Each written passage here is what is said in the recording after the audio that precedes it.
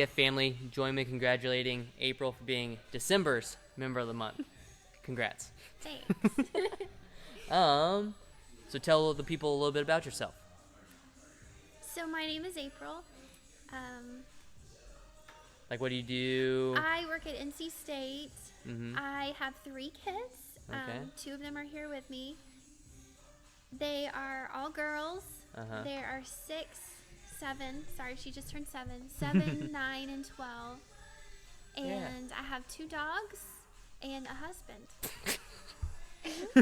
You're saying that because I have that written down for a future question. But like, so you work at NC State, right? Mm-hmm. And then you're a nutrition professor and an extension specialist, right?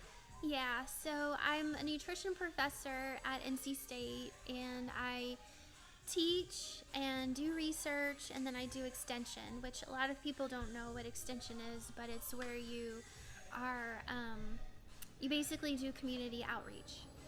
Mm-hmm. Okay. Yeah. And what exactly do you extend? So what you extend is the knowledge that you have through your research and like through your research program, and then you provide free services. When I say free services, they could be, just education, online, Facebook, Instagram, whatever, social media, providing brochures to people, doing like I'll do trainings for the WIC program, or things like that. And then what I do specifically is training for healthcare providers in the area of breastfeeding, and helping them to be supportive of breastfeeding, because a lot of times they can undermine breastfeeding with some of the recommendations that they have, that they tell their patients that's not right. And so that's a big thing that I do for extension. And then we lead a breastfeeding support group every Monday at a church in Willow Spring. Okay. Cool. And then is that kind of what you always wanted to do, or did you just kind of know you wanted to teach, and then this is kind of where you landed? It's where I landed. When I was younger, I didn't even think about whether or not I would have kids, much less how I would feed them. And so I ended up wanting to be a dietitian and wanting to teach. And when you go into grad school, your advisor really has a say in what research you're going to do. So I wanted to be a sports dietitian, and I actually wanted to be the dietitian for the Hurricanes. Oh, there you go. That'd be cool. Yeah, but my advisor, he had me doing research on human milk. Specifically for my master's, it was how long to store human milk. And so we did, some studies with that. And that got me really interested in breastfeeding and human milk. And then one of my mentors, who's a lactation consultant for that project, she invited me to do a program at UNC Chapel Hill for becoming a lactation consultant. So I did that, and then just kind of kept running with it. And then my career went in that direction. Okay. So it's been neat, and I love it. But this semester, I'm teaching for the first time sports nutrition. Okay. And so that's been really fun to kind of circle back to where I started and being able to do something like that. And so maybe continue the lactation stuff, but then maybe start trying to build up this sports nutrition field or whatever under your tool belt. Yeah. Okay. It's fun. Cool. And then you come to the 6:30 p.m. class, right? Yes, 6:30. Yeah. Awesome. And then basically, what's your you talked about your 3 kids, your 2 dogs, and a husband. Yeah. And so we talked about this as the coaches or whatever, and then the question was why do you love your dogs so much? Why do I love my dogs so or just much? Dogs in general so much? Well, why not? Mm-hmm. Dogs are just the best. They're Mhm. always happy. They're always happy to see you. Mhm. You come home and it's just the best thing ever. You could be having a bad day and they don't know. They're just wag their whole body, and they're just really sweet, and they're cute, and they're fluffy, Yeah. and funny. They're hilarious. Yeah, and then So- and then you take all of the whole crew and everything, and y'all usually go camping, Yeah. right? We pack up our whole family and we go camping. Mhm. And we go trailer camping, so we have a pull behind trailer, and it has like a little kitchen in it, and it has refrigerator and freezer and a pantry, and room for us all to sleep. And the girls have one room on the end, and then like the master bedroom, Mhm. which is really tiny. Yeah. But it's at the front end. But it's nice because then everybody kind of has their own little space. Mhm. But we have a family that we always go camping with, and we met them on our first camping trip. And So you didn't know them before no, that? we didn't know them before, Mm. and they were on our second camping trip. Sorry, Caitlin corrected me. We're getting corrected off camera. Yeah, second camping trip. The first camping trip was really, really short. It was like 2 nights, 1 night. Anyway, so I didn't really count that one. Yeah.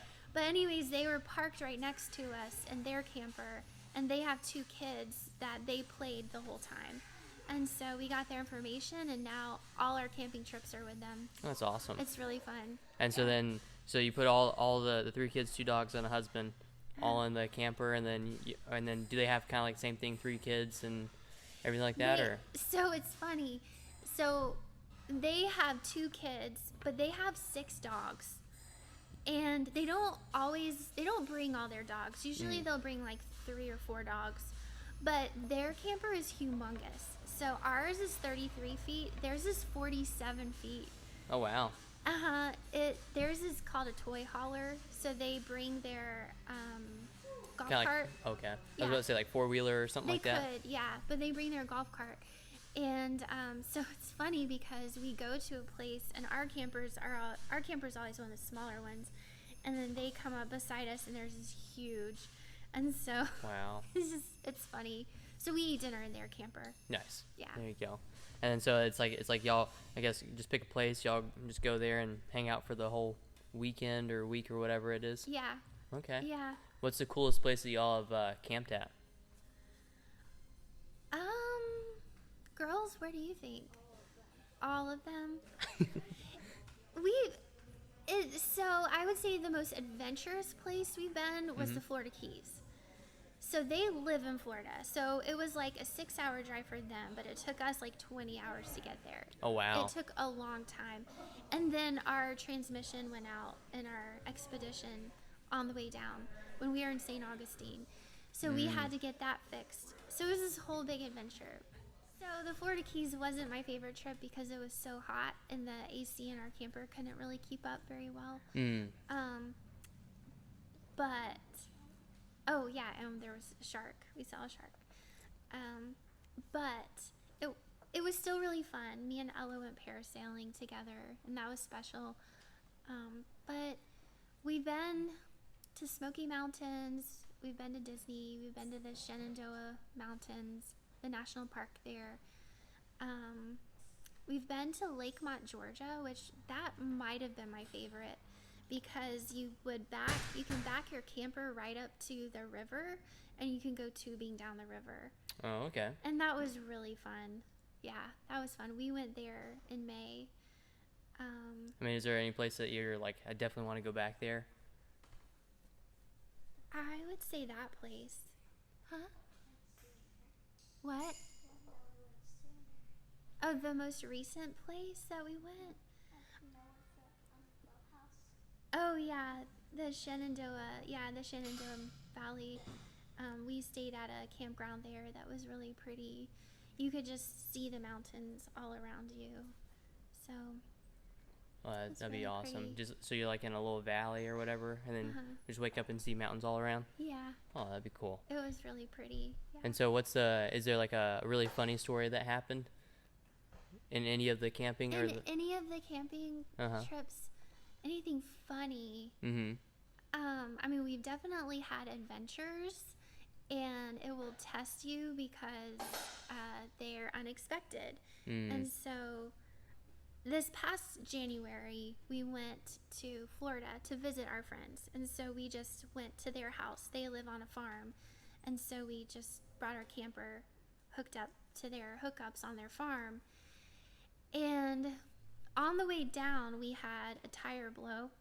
And I was driving, and the tire blew, and so I had to pull over. And it scared me because I never had that happen. Not on the car, but on the camper. And then it was really neat, though, because, you know, we were trying to figure out how to make this happen or whatever. It ended up we were like a quarter of a mile from a place that could fix it. So It's like, what are the odds? yeah, that was definitely, I was like, thank you, God, for providing that. So we ended up getting there, and they fixed it for us and got us on our way, and that was no problem. But then after our trip was over, we were leaving our friend's house, and then we got just down the road, and another tire popped. So our friend, he ended up coming and helping us, and then we stayed the night when we weren't supposed to, and we ended up getting all new tires the next day, like ones that would stop popping. Because apparently you need good tires. Yeah, I would say so, yeah. Yeah. If you like get anywhere. Yeah. So that was an adventure. And then on our way home from that same trip, our engine started smoking. And anyways.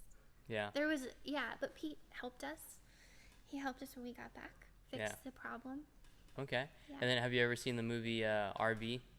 A long time ago. A long time ago. Uh-huh. That's probably one of my family's favorite movies, and so literally the whole time that we're talking about this stuff, I'm just playing You're like thinking scenes that. of RV in my head. Yeah. If you've never seen it before, then you need to go watch it. It's a great Robin Williams movie. Well, when campers are new, there's a lot that goes wrong with them. And you have to kind of cycle through all of the things that go wrong and fix the things because they're made really cheap. Because they're made to be lightweight, so you can travel with it. So thankfully we've gotten through a lot of those. So now you know how to fix pretty much any problem that happens in the camper. Well, Alan does. He can fix anything. Yeah. I just feed everybody. There you go. Hey, and then so with all that, with the dogs, the kids, the husband, how do you balance all that stuff with also work and then trying to, because you're constantly doing like different fitness things where you're doing like I think the marathon, you did a half marathon here recently, right? I did a half and a full in the spring. Okay. Yeah. So honestly, it is Alan that keeps our family running. I mean, we both do. Right. We both do. But when Ella was 2, so Ella's my 12-year-old. When she was 2, and I was pregnant with Caitlin, I called Alan at work. He was at work. I was on my way to work. I was just leaving Ella with our nanny, and I was crying. And I said, Alan, can you please quit your job? Because I can't do this anymore. Working full time with one kid was really hard. And he said, no, we can't afford it. We just can't make that happen. So he was working as a financial analyst at Credit Suisse in RTP. And anyways, a few hours later, he sends me an email and he says, well, I did the numbers and yeah, we can make it work. Hey. So, because I feel like a lot of, like his salary was pretty much going to pay childcare, and then having another one was just going to make it more expensive. And so, so when Caitlin was born, he quit his job and became a stay-at-home dad. And he has his real estate license, and so he'll try to sell houses sometimes and get income from that. But the fact that he stays home, and he homeschools the kids, and that's the only way I could do it. And then with doing exercise stuff, he's very supportive with that. I couldn't do it without him. So if I go on a long run, I'm gone for like 5 hours. Yeah, so it's like who's got the 3 kids and the 2 dogs? Yeah.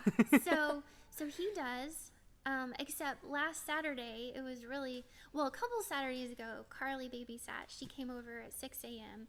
and me and him went, he did part of my run with me. Because when they get really long, you need company, Yeah. you know? So he did part of it with me. But this last Saturday, not this past Saturday, but the one before, he surprised me. So I was at mile 8 and he shows up on the greenway because he can see where I'm at. And he just showed up and he ran, I don't know, he ran a bunch of miles with me. And so he took the girls to Grandma's house. That's the other thing is his mom lives across from us. Oh, there in you our go. neighborhood. Little built-in babysitter, right? You have to, yeah, yeah. So, anyways, that's how he makes it all work. Yeah. Yeah. I mean, it's like teamwork, whatever, right? I mean, I'm sure you definitely support him and in his endeavors and things like Yeah. that. But I mean, that's cool to see, I guess, your side of things where you're getting all the support and stuff as well. Yeah. Yeah, that's cool. Awesome. And then so with that, what's your kind of fitness story and your fitness background? Autumn, if you want water, you can have mine. Sorry. Here, Thank you. pass it over. She wants one of those drinks up there, but anyways. So my fitness story is, so when I was in high school, I did swimming, cross country, and track. But when I did cross country and track, I was always I was the slow one. I'm still slow, but I would get like best team spirit, but not, win anything. So then when I started college, I didn't do anything. I met Alan my freshman year, and then it was just all about him and school and football games and all of that fun stuff. And then we got married right after undergrad, and then I started grad school. I went right into grad school. So he's 6 years older than me, and so I feel like he was ready to kind of like move on from college, but I went to college for a very long time. So I just went straight through and did everything as fast as I could, and so I didn't exercise. Like, I just studied all the time, and then when I got my job at State, the day I got my job at State, I found out I was pregnant with Ella. Like, the day I signed papers. Wow. Found out I was pregnant with Ella, and so started a 10-year track job, pregnant, and so then had kids, and so I just went straight through and did everything, school, kids, so I didn't have time for myself at all. So then I have 3 kids, and I would have a hard time like getting up off of the floor, doing simple things like that, or picking them up and then throwing my back out. And so I knew that needed to change. So I started doing F45 at NC State, and that was really fun. I enjoyed it. It got me into fitness, or more into strength training, which I had never done before. And I did that for a year, and that wasn't very sustainable because I couldn't bring my kids with me. The girls weren't allowed in the gym except for, I think, on Friday afternoons or something. Okay. And it was also 25-30 minutes from my house. And anyways, so then I came here because it's literally the closest thing to my house. I didn't even know what CrossFit was. It's like, okay, I'm gonna go here. Yeah. And Tanya comes, and so she said good things, and so that helped. And it helps that I can bring them, and so coming here has made all the difference for me. Yeah. Yeah, and you started here in August 23, right? Yep. Yeah, and then so what was your biggest challenge before joining the gym? Was it the trying to find that fitness time for yourself, or? Yeah, it was that. It was finding that time for myself, because with working, I'm not going to work all day and come home and then leave my kids to go work out or to, go for a run or anything like that. So that was really the biggest challenge, was I wasn't exercising because I didn't want to miss out with time with them. And so I could go for runs, and actually started running in 2020, and they were small enough to be in the stroller, so that was helpful. But it was a lot of stop and go, and hey, there's flowers, and you know, that kind of thing, which was really neat. Huh? Yeah, there are flowers on my shirt. But then coming here was really helpful because I could bring them, and they felt welcome, and they feel comfortable here, and I feel comfortable with them being here, and they made their own friends. And so they have their own community, like the 6:30 friends class. What Will's kids, right? Will and Janet's kids, and then Amber's kids and stuff like that, right? Yeah. They call themselves what, the Rubber Duckies, right? Yeah, the Rubber Ducky Squad. Oh, jeez. Yeah, so that's made all the difference because they want to come here, even on days where I don't feel like it. They want to come here. They're your accountability partner. Yeah, they are. Yeah, because all your friends come. Yeah, that's awesome. And so, what other specific positive impacts have you seen? I mean, besides your kids getting part of the Rubber Ducky Squad or whatever it was. Yeah, well, you know, now Alan comes, he tries to come once a week or so if he's not hurt from doing F3, his workout group. But he enjoys it, and he's made friends, and he says good things to other people, which is nice. And then Ella does it too. So Ella comes to the 6:30 class, and she's, I mean, at first, for the first like 9 months or so, I was kind of having to bring her, like, okay, you know, we're signed up, we're paying for this, you're coming. And now she wants to come every time she can come. She, you know, today I'm like, so you want to do CrossFit tonight? And she's like, yeah. Of course. Yeah, and she loves your mom, Coach Sarah. She, you know, so those are the positive things that I've really seen. Huh? What? Yeah, we can come tonight. Yeah, and then how have you seen like the strength training and everything like that help out with your running, like your pursuit of doing marathons and half marathons? Yeah, it has made all the difference. Before I started CrossFit, I had given up running. I mean, I really hadn't ran for like over a year when I started CrossFit because I was just doing F45. And anytime I would get up in mileage, like over, you know, 7 to 9 miles, I would have hip pain or some kind of pain. And then last fall, my friend asked me if I wanted to do a half marathon with her. And I was like, well, I don't know how far I can run. And we just went out one day and we're like, well, let's just run until we feel like we need to stop. And we did 10 miles with no problem. I was wow. like, that is, I mean, we were slow. I've gotten faster since then, which is nice.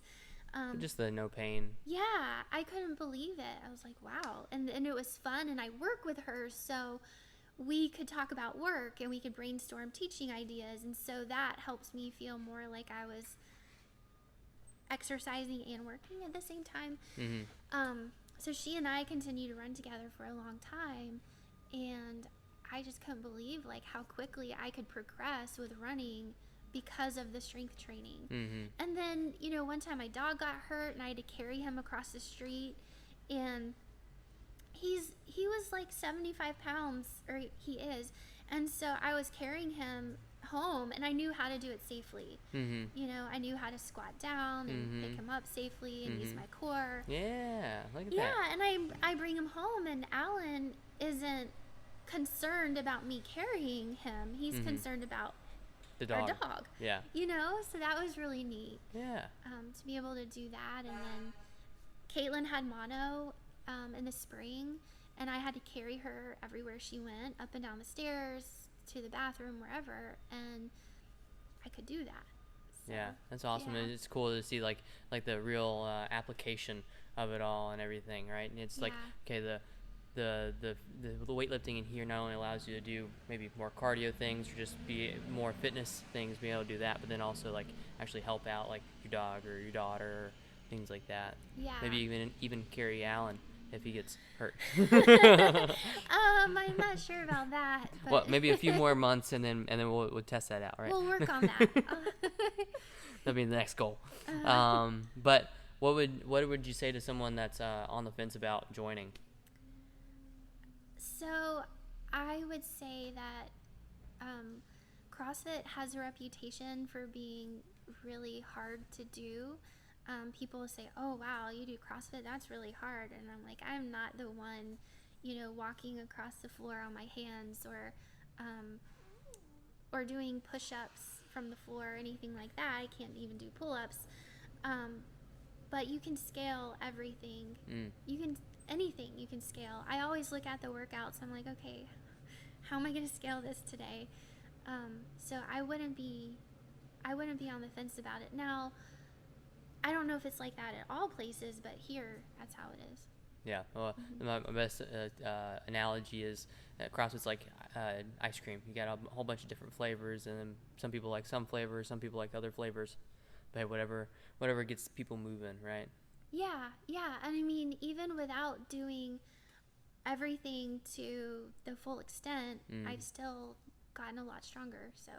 And then it's like you see the progress, and maybe right now you can't do the pull-ups or whatever, but then like, hey, you keep progressing at it, and you never know, down the road maybe you're going to be able to, or at least you feel a lot more confident, and you can make it, whatever the scale that you're currently doing now, you can make it more challenging, right? Yeah. And then keep progressing as you're progressing. Yeah.